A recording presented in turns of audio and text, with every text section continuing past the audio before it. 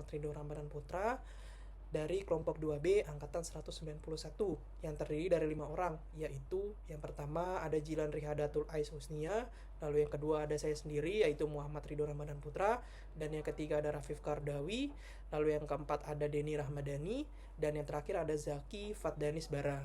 Pada video ini kami akan menjelaskan mengenai identifikasi masalah dan menentukan solusi alternatif dari masalah tersebut yang berkaitan dengan Smart ASN dengan tema Kota Layak Huni Kelas Dunia. Kota Layak Huni adalah kota yang mampu memberi kenyamanan, keamanan, kesehatan, dan kesejahteraan bagi warganya.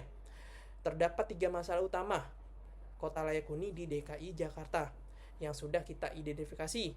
Berikut 3 aspek tersebut.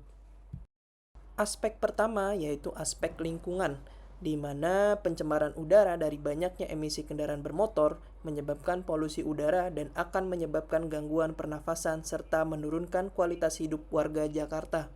Lalu selanjutnya ada pengelolaan sampah dari sumber yang belum optimal dan masih tercemarnya saluran air di Jakarta.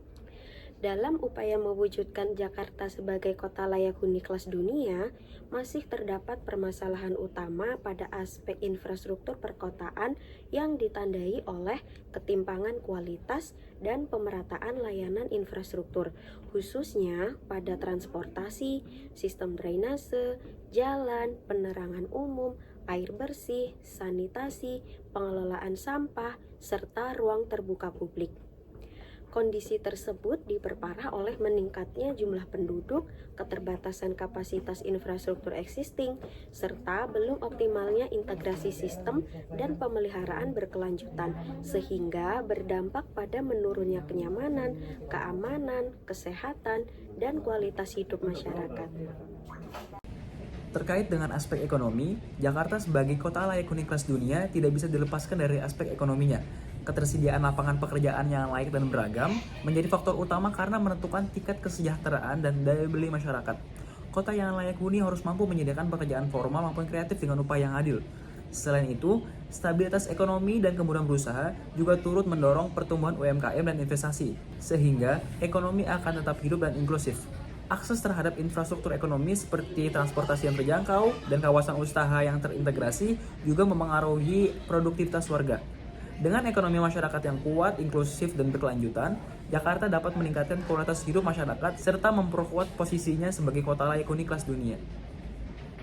DKI Jakarta menghadapi permasalahan utama yaitu tidak optimalnya pemanfaatan tata ruang yang tersedia, keterbatasan lahan yang tidak diimbangi dengan perencanaan dan pengawasan yang optimal, menyebabkan kepadatan bangunan, berkurangnya ruang terbuka hijau, serta ketidaksesuaian fungsi ruang dengan kebutuhan masyarakat. Ini berdampak pada meningkatnya kemacetan, risiko banjir, dan menurunnya kualitas lingkungan hidup. Oleh karena itu, diperlukan peran ASN yang profesional, adaptif, dan kolaboratif dalam mendukung pengelolaan tata ruang berbasis data dan teknologi, guna mewujudkan pembangunan Jakarta yang tertata dan berkelanjutan. Dalam konteks ini, solusi yang paling relevan yaitu dengan smart policy planning berbasis data. Artinya, kebijakan tidak lagi disusun hanya dari asumsi, tetapi dari data yang terukur dan terintegrasi.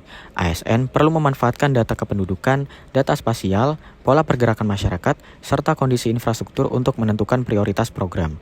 Misalnya, wilayah dengan kepadatan tinggi dan akses transportasi rendah harus menjadi target utama pengembangan layanan. Dengan dashboard data dan sistem informasi terpadu, perencanaan bisa lebih tepat sasaran, anggaran lebih efisien, dan dampak kebijakan bisa diprediksi sejak awal.